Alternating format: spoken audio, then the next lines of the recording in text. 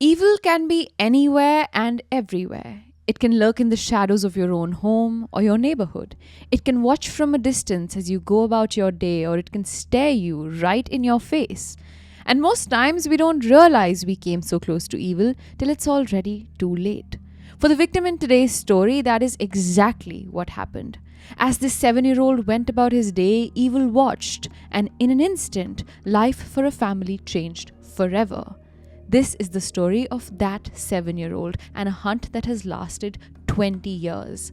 This is the story of Rahul Raju.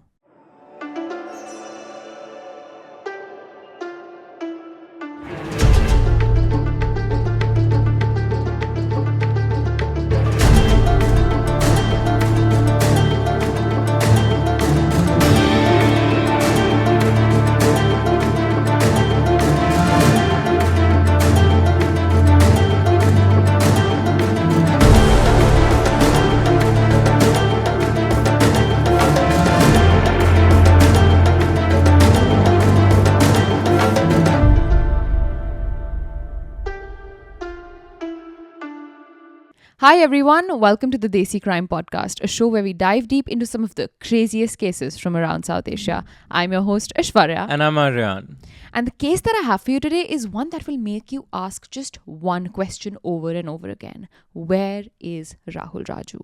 Ash, this is one of those cases for which you've gone down the archives of Kerala's history. I really had to, yeah. Right? And, often in the last few years, we've covered a mix of archival cases and famous cases, or cases that haven't been covered properly according to sort of the standard we like to set here at Desi Crime. Correct. But I remember, when Desi Crime began, there were those historical archival cases.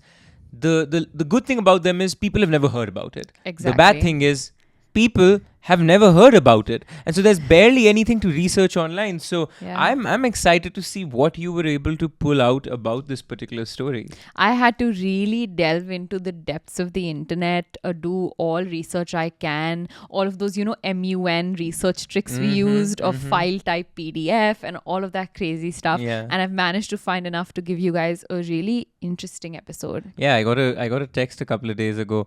Aryaan, how can I the particular newspaper, I'm not going to name it, and I want to bypass the paywall. Because it's like 2,500 rupees for an annual plan, and Yeah. that's all they had. If you want to help us pay newspaper And not subscriptions for bypass 2,500 paywalls. and don't use horrible paywall freeing softwares, you can become a patron and give us money, which we can give to newspapers, or join our YouTube membership, and you'll get access to all the episodes early.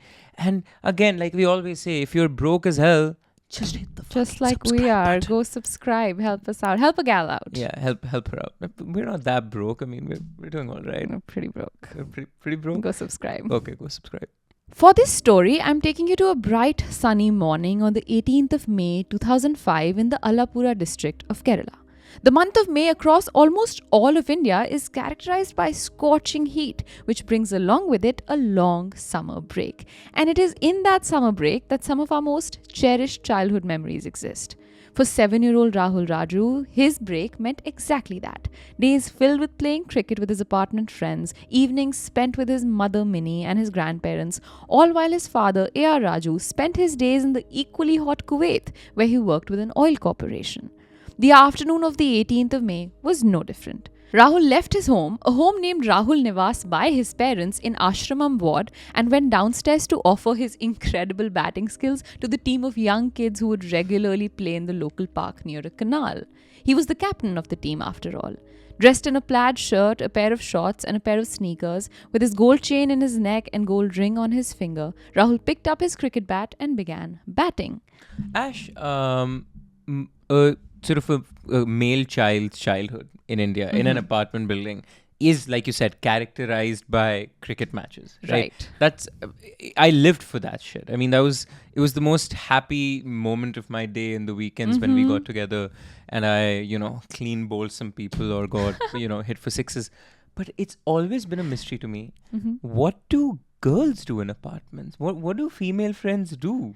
I don't think I'm equipped to answer this question because my childhood was in army cantonments where Okay. army kids got together. If you're a girl that's grown up But, in apartments, yeah. let us know in the comments, because it's been a mystery to me. I see y'all walk around. I've seen a ton of walking Okay, around. So even in army colonies, obviously girls are getting together. What I used to do was gather all the young little army officers' children in my room and play teacher. I would put on a chunni from my mom. I would wear the Ash, tiniest heels I could this is find. not a Chai and Chitti episode. I It's don't need to hear not. about your horror or But worse crimes. How many girls can relate? How many of you have played teacher See, with that's your what siblings? That's what I'm scared to find out. I'm like, you Yeah. guys are up to some weird shit when you're kids. Yeah, on wooden cupboards, I used to write with chalk. Stick to cricket, and- guys. Yeah. So after what Aryaan just said, maybe all of you boys can relate. No matter how seasoned a cricketer, one can go only so long batting in the India summer sun without wanting to drink some water. In one corner of the park where the kids were playing stood a water fountain the kids used every time they played. And so this time too, like countless times before, Rahul asked for a quick water break and ran in the direction of the water fountain. As Rahul walked to the fountain and as his friends glanced at him without paying much attention, they noticed a grown man with a full beard standing right by the water fountain. But nothing about this man was unusual. This was a public park after all, open to all residents who lived near it. As the kids talked among themselves, waiting for Rahul to return, they suddenly realized that Rahul had thrown his bat to them, indicating that he wanted them to continue playing without him. As Rahul used to do this often, the kids didn't pay much attention to this and just continued playing. As the captain of the team, like I said, a responsibility he took seriously, Rahul would pass along his bat from teammate to teammate all the time, making sure everyone got a fair shot at the game. And so this group picked up his bat and just continued playing without Rahul, not even realizing that somewhere in that quick 1-minute walk between the park and the water fountain, Rahul had vanished. When after a few more rounds of batting, the boys grew tired once again and stopped to take a break, they quickly realized Rahul had never returned. He wasn't playing with them, he wasn't near the water fountain, he wasn't sitting on one of the park benches watching his friends play. Not only was Rahul gone, so was the bearded man standing next to the water fountain. Ash, one of the things that marks sort of, it happens all too often when you play cricket in a colony is that, somebody's mom has called you back soon and you have to leave. And so kids leave all the time. But, what stands out to me is that he didn't take his bat with him. He didn't. It's sort of, the bat is, whenever you have to leave, you always take your bat. Is that a thing? You can give the cricket ball. You're like, all right, play with my ball. Sure. You can give it later. But the bat is something, you guard. It's the willow and you care about it. So this is clearly a kid that hasn't gone with of his own volition. That was a detail that didn't even stick out to me. That's so interesting. Play less teacher, and maybe More cricket. you can also, learn these I'm things. happy with teacher. Thanks. Now, all of these boys were young, 7, 8, 9 years of age. And so when they didn't see Rahul with them, they just assumed he must have gone back home. And so they walked over to Rahul Nivas, Rahul's home, to go bring him back out to play again. But inside, they were met with pin-drop silence. Rahul's mother Minnie had gone to a meeting of locality ladies. His grandfather Shivaram was out running errands, and only his grandmother was home resting in her room when the kids barged in, demanding to take Rahul out to play again.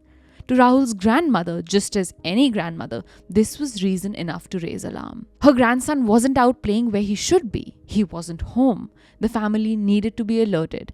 And within hours, members from multiple neighboring houses were out on the streets, combing every corner of the area in a hunt for Rahul.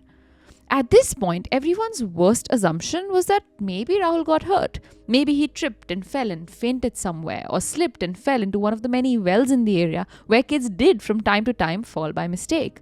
They checked every corner of that park and within the canal that ran next to it. They screamed his name, placed family members inside the house in case he returned, and asked everyone who passed if they had seen a little boy of 7, but Rahul was nowhere. And that is when Minnie knew the police needed to be alerted. And so did her husband, who sat countries apart, now frantically trying to book the next flight from Kuwait to India. And the moment the police were alerted, they sprang into action too. There was no question that Rahul could have run away. He was only 7 years old after all. And even if he was older, the idea that someone would run away in the middle of a cricket game after saying they were going to drink water just seemed implausible. And so the police bring in a search party, cadaver dogs, and all technology at their disposal back in 2005 and get to finding the little boy. Initial theories of why Rahul would be kidnapped included him being kidnapped for his gold chain and gold ring. But if these articles could just be snatched from a kid, the reason for a full-fledged kidnapping didn't make sense. The next theory was rivalries or animosity with anyone in the neighborhood, but by all accounts, the Rajus were an upstanding family with good ties to their neighbors and meaningful involvement in their community. Also, since the patriarch of the family, A.R. Raju, worked in Kuwait, the chance of any work rivalry in India seemed implausible, and that theory too became a dead end. As people searched lakes and ponds and alleyways, the question that lingered on everyone's mind was the same. Why would someone take Rahul? Slowly, as the search goes on and Rahul's parents put out appeals to their community and the media, days turn into weeks. But Rahul doesn't return. The police tried to get the kids playing with him that day to help sketch the man they saw standing next to the water tank, but they barely got a good look at him. And with that, the hunt for Rahul reached a standstill. Until someone came forward and just confessed to the torture and murder of Rahul Raju. Just as the city was on the lookout for Rahul in May of 2005, in the backdrop, a 3-year-old girl belonging to a Banjara or Gypsy tribe in the area also went missing. Belonging to a much poorer family than that of Rahul, her case failed to garner the same attention Rahul's had, but the police were still on the lookout for her when a lead led them to a man named Krishna Pillai, who was a native of Haripad, located just 30 kilometers from Alapura. The police were sure Krishna Pillai was the man behind the disappearance of the young girl. And when interrogated, Pillai confessed to being behind not only her disappearance, but also her sexual assault and murder. In fact, he led the police directly to the location of the girl's body, sealing his fate in the eyes of the law. But in the midst of his interrogation for the girl's murder, something weird happened. Pillai ended up voluntarily confessing to the kidnapping and murder of Rahul too. Not only did he confess to the murder, but he also gave the police a rather vivid description of how he brutally tortured the boy and agreed to take the police to the location where he claimed he had dumped his body, the marsh near Palace Ward. Was this Pillai guy confessing out of guilt that had burdened him, or was this one of those killers that gets a kick out of telling the police, gets a kick out of boasting his body count? Essentially, we've seen both. So which one is this? Aryaan, this is one of the drawbacks of this being an archival case. We have so little available of what these interactions were really like. We have so little available of, even how he got to be caught for the little girl's murder. So we have no idea what this interrogation was like, what his mannerisms, demeanor was like, why he said what he said. But you'll see what comes of this. It's just really weird. Okay. So he told the police that he'd take them to the location where he dumped the body. But the only problem was that when he took the cops there, he couldn't really tell them where he exactly threw the body. When the police independently scoured the marsh to try and find the remains, they came up empty-handed. Unlike the body of the young girl that they immediately found, Rahul's body was seemingly nowhere. As the police began to build a case against Pillai for the murder of the girl, he eventually retracted his statements on his involvement in Rahul's case, and the police could do nothing. Is there a possibility Pillai did have something to do with Rahul's disappearance? 100%. Is it possible he knew the person responsible and was somehow tangentially involved? Absolutely. But if he was, he had somehow committed the perfect crime, and maybe we'll never truly know. Pillai was sent to prison for the rape and murder of the baby girl, but when it came to Rahul's case, he was relatively quickly forgotten, and the police found themselves back to the drawing board, grasping at straws for a lead. They interrogated local tour guides because apparently some of them were notorious for being involved in local criminal activity, but nothing came of that. When a month passed and the local police had no leads, the case was handed over to India's premier investigating agency, the CBI, which took over the case on the 14th of June 2003. And the moment the CBI took over, the Raju family received an eerie letter. Addressed to the family by an anonymous sender, the letter detailed how this person witnessed Rahul get kidnapped and taken to Thodupura, where he was confined and kept in a hospital. In that hospital, this letter claimed, Rahul was operated on for his kidney to be taken out and sold on the black market. Essentially, the letter claimed Rahul had been a victim of organ trafficking, and the chances the family would ever see their son alive again was slim to none. Usually, victims of organ trafficking don't leave the cycle of getting trafficked once their organs have been trafficked. If they survive the shady surgery and live to see another day, they are then sold for sexual exploitation or forced labor. Needless to say, this letter broke the family's heart. For their son to be kidnapped for ransom was one thing, but for him to be trafficked for his organs and sold into slavery, that is pain the Rajus wouldn't wish on even their worst enemies, much less a baby boy. It's so sad to say, but I think they would have rather taken their child's death. Right, than him be tortured this way In for perpetual years. torture. Yeah. I mean, and there are some great documentaries out there that detail child sexual exploitation, and like Aishwarya said, it's this positive feedback loop. It's the turtles all the way down, where one form, whether organ leads to sexual leads to, and vice versa, right? And whatever that human body can be used for, It gets used. it will be used for. Yeah. This letter was serious and the CBI took it seriously. While they failed in figuring out where the letter originated from, they sent teams to Thodupura to scour hospital after hospital, leaving no stone unturned, with special attention to hospitals with known practices of organ trafficking. But no matter how many hospitals the team visited, no matter how many local nurses they spoke to, no matter how many hospital records they read through, there was no sign of Rahul. Either someone had played a crude prank and wasted precious resources and time, or Rahul had gone on to become one of the many children in a cycle of trafficking that never get their childhood back. And with this lead turning into a dead end too, the CBI yet again had to move on and begin a new hunt from scratch. Now the CBI was looking closer to home. They wanted to see who was in the area the morning that Rahul disappeared, who all was at work, who was seen roaming out and about. And that's when the police realized that on that morning, there was a septic tank being constructed, meaning the area had a ton of laborers that needed to be questioned, even if not as suspects, just to see if any of them saw anything since they spent the whole day working in the area.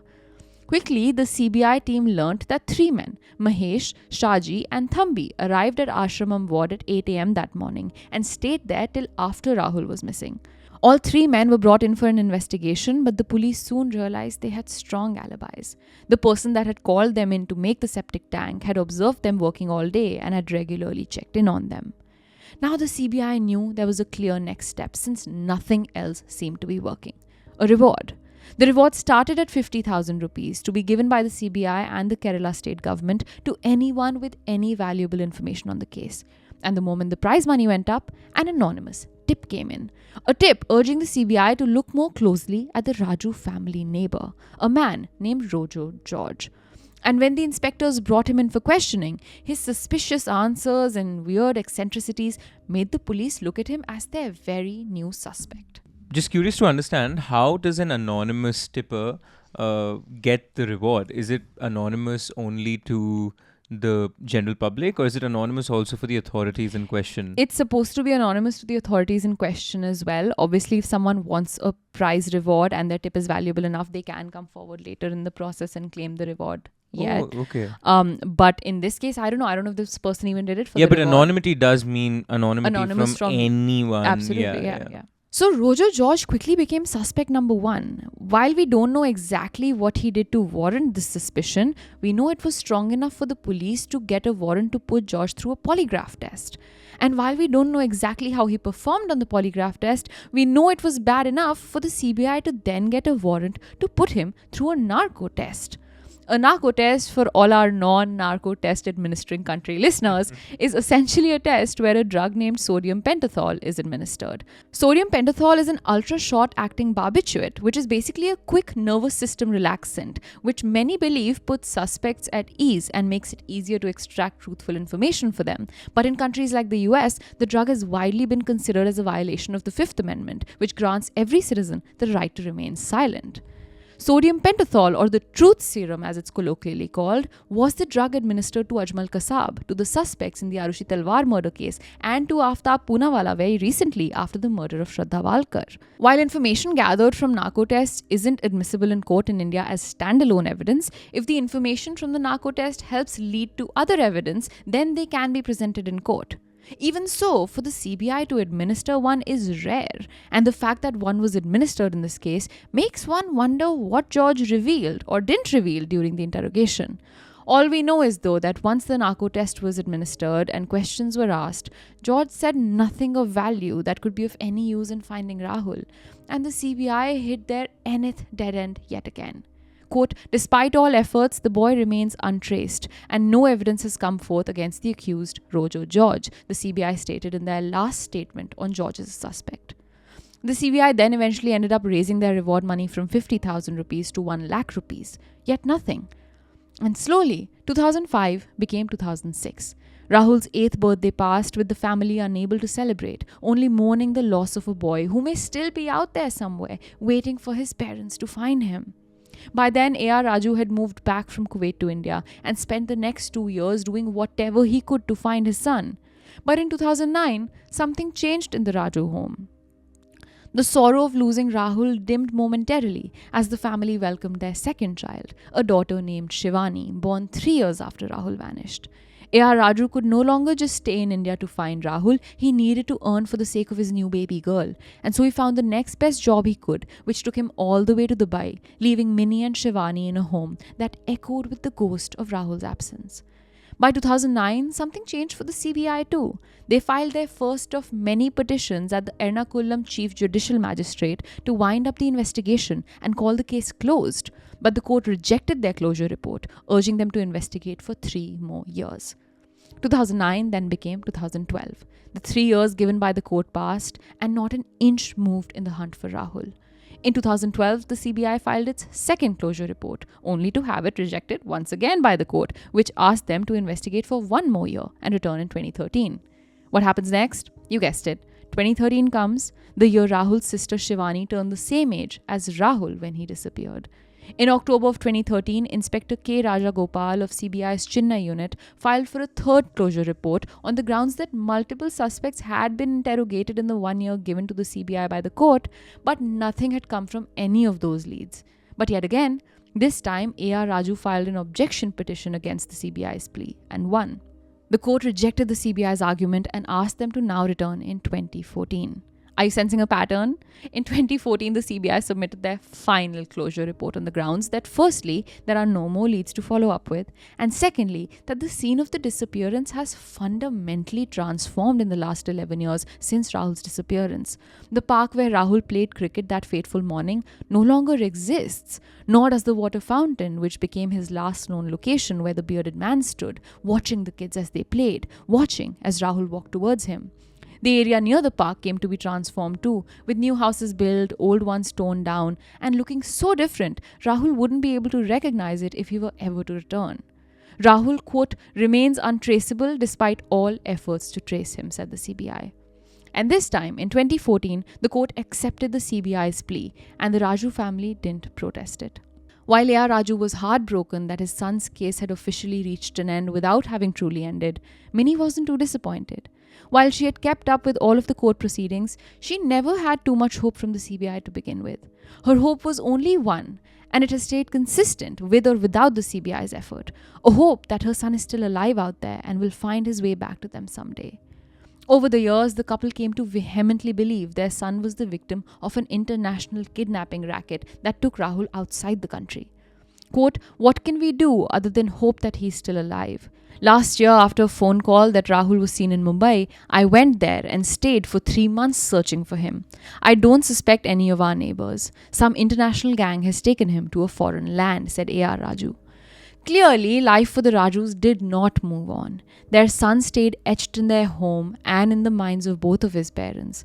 But for one of them, the wait and the hunt and the absence was just too much to bear. On the 22nd of May 2022, 4 days after the 19th anniversary of Rahul's disappearance, when Minnie was at her workplace at the Kerala State Cooperative Consumers Federation and Shivani was at a relative's home, A.R. Raju took his own life. No way. Yeah, it's just so sad. He took his own life because that to him seemed easier to bear than another day without his son, easier to bear than another day dealing with the illnesses he had developed since that day, easier than to deal with the unemployment he had been struggling with for months now. He was only 55 years old.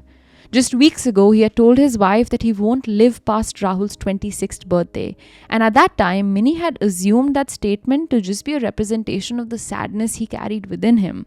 Little did she know he meant every word of it.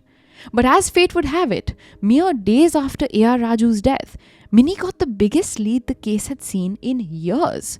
She received an anonymous letter written by someone who claimed that they had seen a kid who looked just like Rahul. For starters, I don't even know how some random person would know what a 7-year-old would look like almost 20 years later, but Minnie wasn't going to let this tip lie because in this letter were attached pictures of the boy this person was talking about. A boy who lived in the Ernakulam district of Kerala, just 1.5 hours away from Alapura. The moment she read this letter, she took it straight to the Alapura police, where she filed a complaint with the police chief asking for an inquiry. Quote, the woman who sent the letter is in Mumbai and she claims that she has seen the boy in Mumbai. She said the boy is presently in Ernakulam. The boy in the photos looks similar to Rahul, she said to a news channel. But when the police contacted this boy and then when the media contacted this boy, he was very clear with them. He has no idea who Minnie is. But what's interesting is that he not only has no idea who Minnie is, but also has no idea who his parents are. Found by a woman during the horrible tsunami that had hit the Tamil Nadu coastline in 2004, the boy had lived with this woman till he was in the 8th grade. After that, he went to Mumbai while the woman who had raised him went to Bangalore. After Mumbai, though, he returned to Ernakulam to save up some money for school and college. For some reason, though, the boy is adamant. He doesn't believe Minnie is his mother. To him, this is just a case of mistaken identity. But to Minnie, this was yet another silver lining of hope that fizzled out as soon as it was sparked. And then, even these slivers of hope stopped coming. Happiness to Minnie is now experienced vicariously. She lives it through her daughter, who is now in the 12th grade, older than Minnie ever got to see Rahul be. She lives it through her 78-year-old mother, who still is her biggest pillar of support. She lives it through other parents who do end up finding their children, like the parents of 6-year-old Abigail Sara Rehi from Kollam, who was abducted in 2023 but found just 22 hours later. When Abigail was found, Minnie spoke to reporters and cried tears of joy. Quote, I am relieved that at least one mother's tears have been wiped away. I pray that no other child faces the same fate as my Rahul did. I closely followed the vigil, public outcry, media attention, and the police investigation that surrounded Abigail's disappearance. I believe that if such resources had been dedicated to Rahul's case, he could have been traced. Unfortunately, the probe in his case remained local, and even the CBI's involvement didn't yield results. End quote. This upcoming May will mark 22 years since the morning Rahul stepped out of his house and never returned. He would have been 29 this year, having finished his education. Maybe he'd still be playing cricket, or maybe a different, more passionate hobby would have replaced the sport in his life. But whoever took him that day made sure Rahul never got to discover the rest of his life. Today, Rahul is immortalized in the name of the road that has replaced the park from where he vanished. But that road seems to be the closest anyone can get to Rahul. He might still be out there somewhere, unaware that there is still a home waiting to welcome him back. If you or anyone you know has any information on the disappearance of Rahul Raju, email us at the email on the screen or find our email in the description of the episode. If you like what we do here at Desi Studios and absolutely love what we're wearing today, this is merch you can go buy all for yourself. You can buy this Desi Crime merch in our YouTube store on the link down below at Kadak Merch. Keep the engines at Desi Studios rolling so we can pay our videographer right behind the camera to make these amazing episodes just for you.